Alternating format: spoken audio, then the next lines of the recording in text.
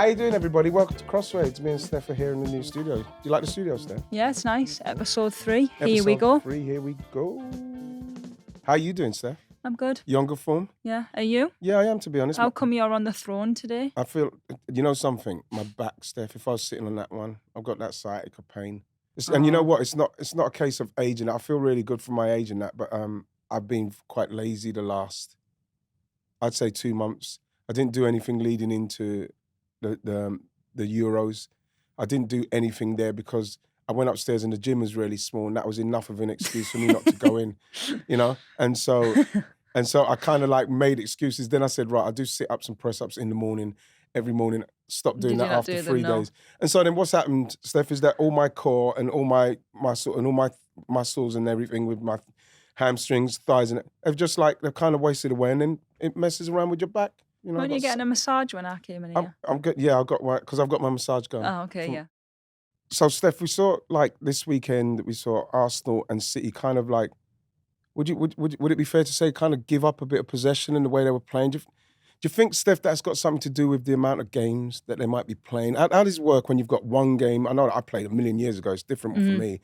1 game or 2 games a week or 3 games a week? Because I saw a genuine kind of like ease off from them. Yeah, that was definitely evident. I was obviously at the City game doing it for BBC in the first half. I was really impressed with Brighton, and I just didn't see the best like side of City, which is interesting that you say that they played on Thursday. They played at home against Paris FC, and even though they're 5-0 up in scoreline, it's obviously another game into the legs. And I think some people don't realise that them 3-game weeks, even though for me, I absolutely love them because you just play, you recover. Are you training as much, Steph, when you've got 3 games? You don't train as much. If you're the player that's played, then a lot of it is more about recovery, but then you're back on the pitch before the game, the match day -1. But I think for the squad, it's quite long days, especially when you're playing evening games. So you're kicking off at 7, 8 o'clock at night. You're probably not getting back home till 11, half 11. And if you're anything like me, you probably wouldn't sleep till about 3, 4 in the morning, and then you're back into training the next day. So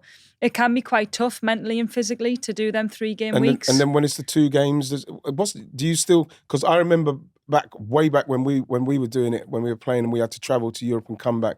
Yeah, you came back late as well. Sometimes you came back the next day, but we didn't train as much. No.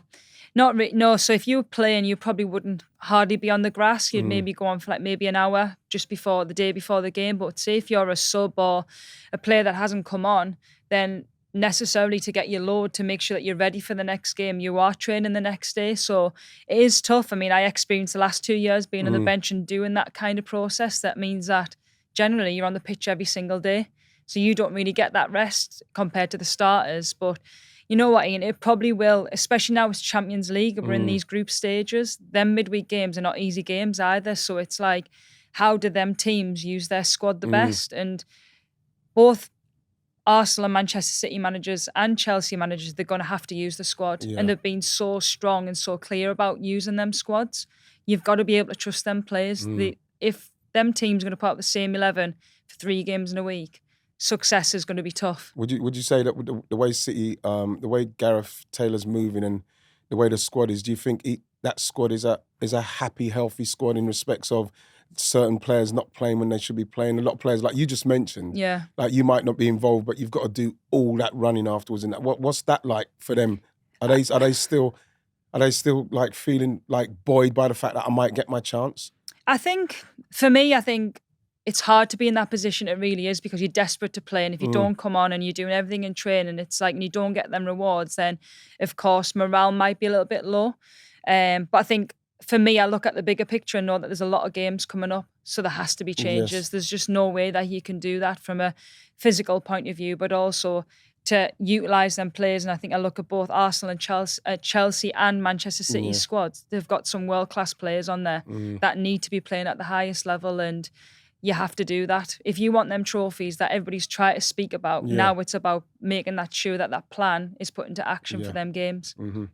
Is you know, when there's that many games, Steph, the tactical preparation, is that Will it be the same for every game? It can't be because it's different opponents, surely. No, so if it's like a 1-game week, you probably would put a lot more tactical on the pitch. It would be like in and out of possession. You have a certain day where it's focused on defending and pressing. On the next day, is he that manager that's really thorough on the pitch with set pieces and where you go if they do this and that? Is he that kind of guy? Yeah, and you know what? That's one of Gaz's strengths, I think, is the actual on-coaching and like being able to like deliver a message of the certain way that the club wants to play, and that's really positive in that sense. But I think when you have these weeks that the games come around quick, a lot more of it probably previously what you've done before. And I think a lot of things don't change from Manchester City's point of view, probably the same as Arsenal in terms of you play the same way, but I think it's more about the opponents and what they give. So it's a bit more meeting based, but you've got to find that balance of not being in the meeting room too much because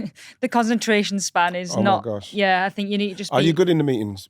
Do you partake and do you like put your hand up and all that sort of stuff? You know what? The group's good in that sense. I would be because I like to learn and I like to kind of like make sure I know what like we're doing, and especially when you're that person that's not potentially playing, you probably give them messages in a different way. So.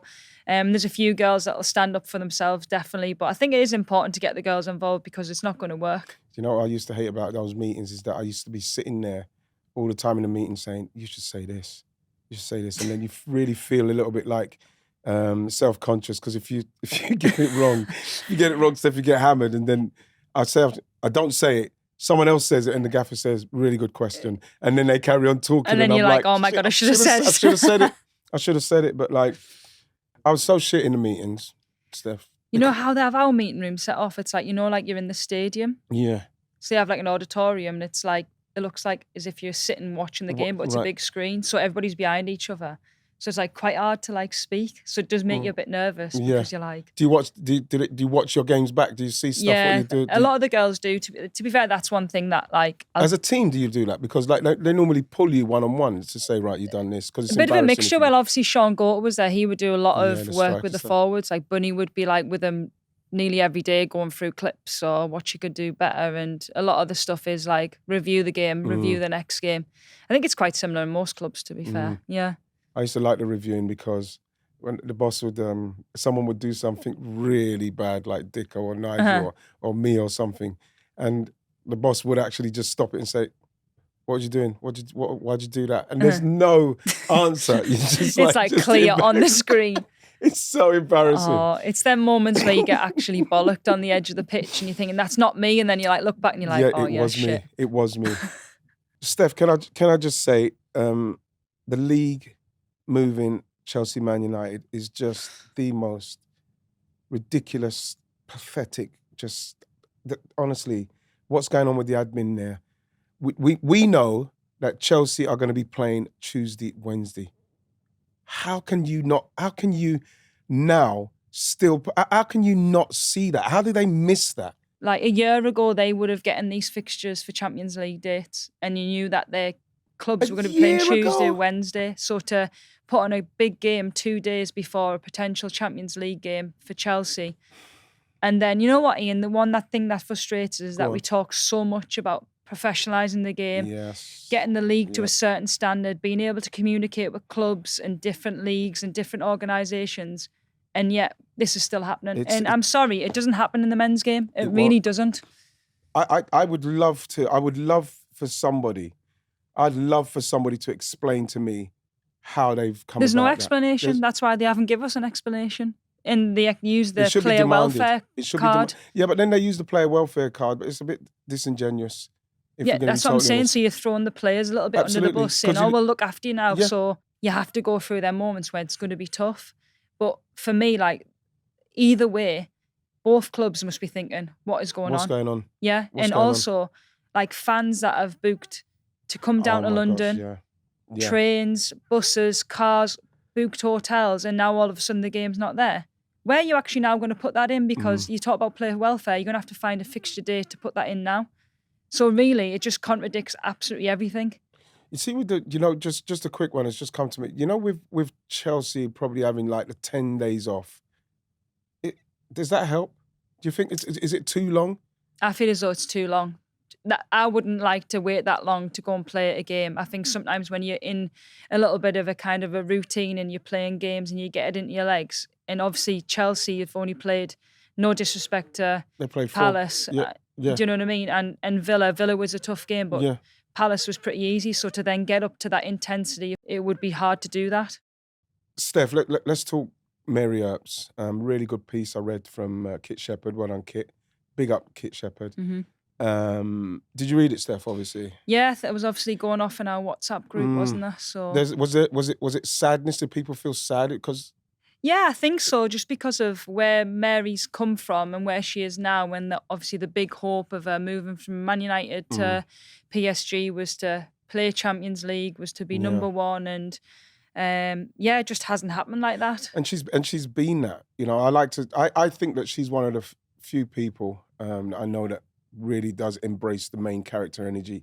You know, so to read certain bits of the article, she's on the bench. When you look at a meteoric rise, let's face it, from England, Euros and the World Cup and everything what she's done, for it to just like literally come to a standstill, like halt.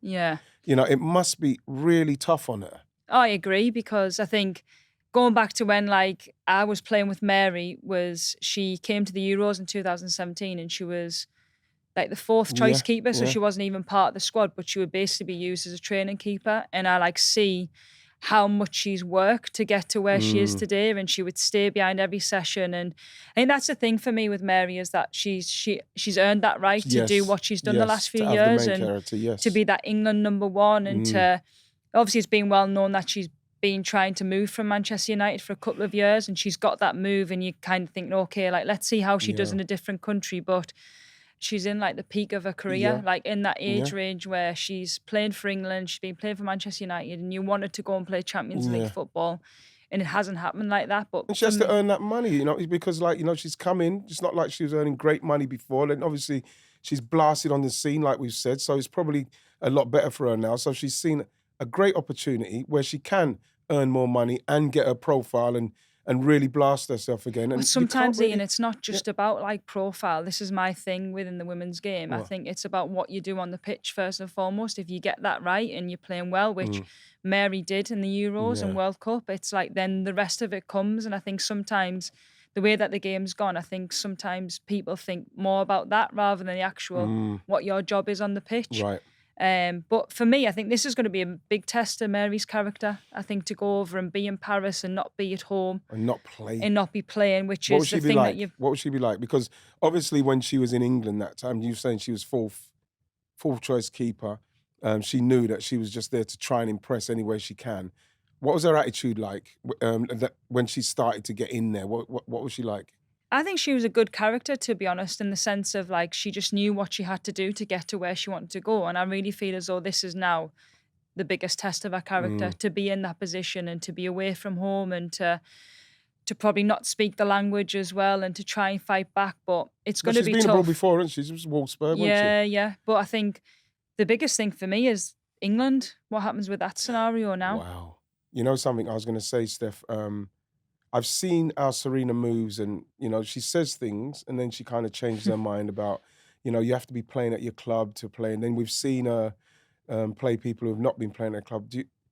I think that she might still play Mary on the vibe of, well, she's never let me down. She's done so great for me, so I'm going to still play her. I don't know, You don't think? No, I don't know. I think I've just got a bit of a feeling, maybe through my experience of that situation and the fact that Hannah Hampton's playing for Chelsea and she's playing well and she's got a lot more experience before she came into the squad. And towards the end of the season when Mary got hurt at the game at Newcastle, Hannah came in and she kept the shirt while Mary was back fit. So I don't know, I just feel as though there's too many of them patterns emerged. I will Mary take that because obviously not playing at Paris, it's totally out of her hands. But like, let's face it, she really has cemented herself as the number one England goalkeeper until obviously recently.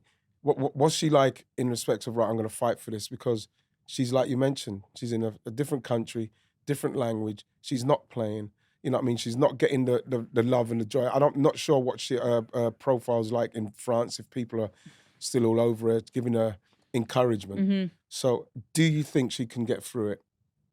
I think she can, but it's going to be probably the biggest fight to get back. If she loses that number 1 shirt for England, which we don't know what will happen over the next couple of games for England, I think that'll be the toughest fight to get that back, because you have someone that's younger, someone that's potentially going to be there for a long time. Yeah. You even look like Kiara Keaton. She's not even getting a sniff above Hannah Hampton, even though Kiara's not playing last season. She was, and she wasn't anywhere near. So for me, it'll be a really tough fight to get that back because of how that system works. We'll have to see how that one pans out, Steph. Ian, can I just tell you Go on. how happy I was for Jill Rodd? Oh, delighted for her. Coming back from an ACL. Yeah. She's one of my favourites. I remember speaking to her, and she's not a big fan of training. She's not a big fan of training. But I'm pleased to see her back, and it's going to be interesting to see how he actually configures all that now. Another 10 coming in there. So it's going to be interesting, but I'm so pleased she's back, because you know what? She scores goals, man. You know what? Like, she came to City and I thought it might take her a few months to get settled in, to find out the way that we play, and she honestly hit the ground running. And you know what? She's such a good girl. And I think for me, I seen a totally different side of her in this rehab. Right. She was so dedicated. She was so diligent. And I think sometimes with an ACL injury, having gone through it myself, there's no way you can cut corners with that. Some other injuries, you could maybe miss out on a bike session, you can miss out on a strength one. But if you want to be back in the eight months that she's been back in. Because she's pretty quick, isn't she? Yeah, she is quick, and now she's fitter than she's ever been. She's stronger than she's ever been. And I think when you miss football for that long, you have that extra drive to get back. And not only Jill Rodd, I think we're speaking about Gabby George came back. Brilliant for her as well. Kaz Weir. She was. Kaz Weir's a big one. You know what? Kaz Weir is probably one of the most underrated players Yeah. I've ever played with. She's ridiculous, yeah. So tell us more about Kaz Weir. Why is she so underrated? I think for me, now she's moved to Madrid, and she was a big part of Manchester City for a few years. But I think from a technical point of view, like, out of this world in training, in games, like in tight spaces, she's so left-footed. But I think I just go back to, I know we spoke about Mary Earps before, but I think there was 2 goals against Manchester United, and like just the cheek to be able to chip. Was it Mary. the chip when Yeah. Yes. She did it once, but then she did it again anyway, just like, oh my God. And then it just changed because Mary was just on the line then. Yeah, I remember seeing that chip and I thought, yeah, that's audacious. Yeah. She's that kind of player, though, She isn't just she? do that in training though. Yeah. Especially, I think Scotland will be happy as well. Obviously, they got to do some they got to make some moves to get themselves in the Euros. So she'll be a big help for them. But like, yeah, it's really good to see. I'm really pleased for Gabby George. I think she was really close to England as well, wasn't she? Yeah. Before she done hers as well. So I'm quite pleased that she's back as well. So Steph, let's look ahead to this weekend. Spurs and Liverpool. A game I'm looking forward to. But I saw Beth England come off the bench the other day and score. I know she'd done it a few times last season as well. Came off the left as well. I know Martha Thomas is playing at the minute, and I know she gives Wilhelm everything he wants in respect of the link-up play, the running the channels, everything, stretching the teams. But I think Beth England and the way she scores is something that, I know they've tried it before, it's not quite worked. But I really do feel like Beth is kind of slipping into that Chelsea vibe, you know, where she's on the bench. You know, she comes off and good luck to her. You know, she tries to score and keep her name up there, keep herself amongst it. But I do believe that Beth England should be somebody that they could try and squeeze in there because of the goals that they're going to need. Yeah, I think he's settled on that front 3 at the moment, isn't he? With Rasso, then you've got Thomas, then you've got Naz on the left. But it was interesting in that Villa game that last weekend that they put them both on together. So Thomas and England were together, and maybe that is a way of fitting them in, but I am actually not sure who you would then kind of take out. But that's because they're trying to chase the game, and Beth got that goal, which, to be fair to her, to put your head there and maybe where it hurts and score, like that's what she's about. She's able to be clinical in them situations. What do you think of that game, Spurs-Liverpool? I thought they were going to be a lot better against West Ham. Oh, I know, but did you see the goal they conceded? I know.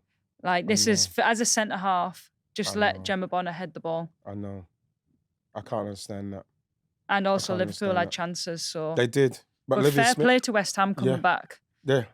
But Olivia Smith, she scored a beautiful goal. Yeah, that little chop inside. Yeah, it was nice, wasn't it? And a really good strike. And, you know, somebody that people are talking about a lot as one to look out for. Yeah. That finish, what she done was pretty special. She has got something that maybe Liverpool have missed a little bit. I think this might be a good game because obviously Spurs playing Palace, you can't really judge on that one. You know, Liverpool, I thought they should have done better against that West Ham side. So I think that's a pretty good game, that one. I think that's a pretty good matchup. Yeah, Spurs-Liverpool should be pretty good. You know, especially with Nilden and Neville. They've been very good, the fullbacks. And she's one of my favourite players, Ashley Neville. Yeah. I always thought that at some stage she should have at least got a call up just to be amongst it. I thought that she could have done that. I don't care what. I feel as though there's been a lot of talk about it, but nothing's really come of it. Really, no, because for some reason in an area where probably Lucy England Bronze, are lacking. Lucy Bronze. But at the same time, you know, I feel it's something that just reward them. Just, you know, even if she goes into one squad and trains and she's been good enough to get in there. She's been good enough consistently at Tottenham to at least get a look in. You know, whether she uses it or not. But like, I just admire the way she continually puts in 7, 8 out of 10 performances every week for Tottenham, no matter how poorly Tottenham are playing. Yeah, I think she's always the one that stands out. She's always, like what you said, consistent. Yeah.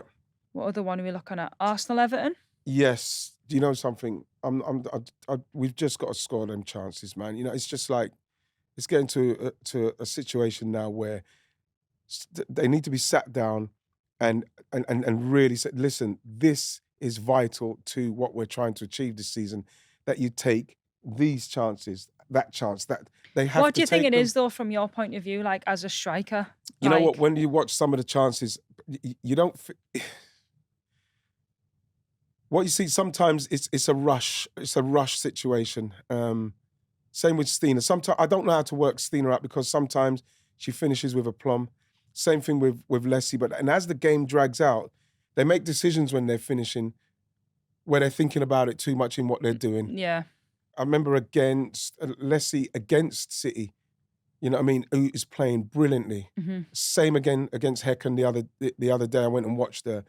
All her play, fantastic. The link up, the running the channels, you know what I mean? To the point where I had to say to her, Leslie, you got to make some other people do it. You got to get in the box yourself.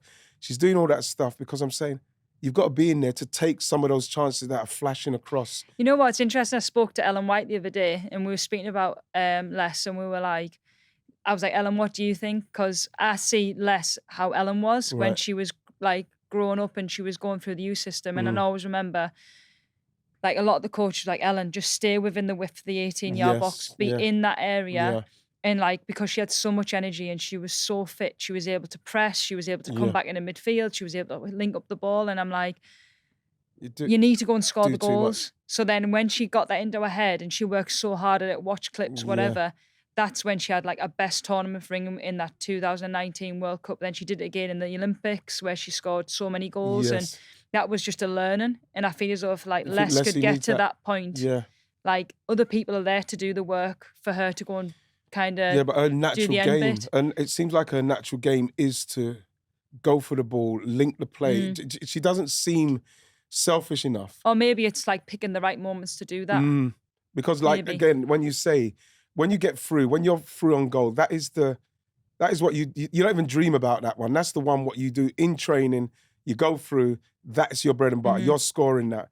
And if you're getting those chances and the shots at the end of it are really quite tepid and soft, there's something wrong confidence-wise. So all I would say to her is, you know what I mean, just be a bit more devil may care about it, because she's got the ability, you know what I mean, and she's got to be somebody that, for me, is a little bit more vocal about the fact that, you know what I mean, I'm Leslie Russo here, number 9, and I want some chances made as well. Get the ball in there to me. Yeah. You know? I mean, against Everton, she should get them chances. I think so. Because I think so. Everton, I think they have to change the way that they play. And I really want Everton to do well because I actually love them as a club, but they just keep doing the same mistakes. Have they just got some? They've just got some injuries, haven't they? Yeah, they've got 2 big Gabaro injuries.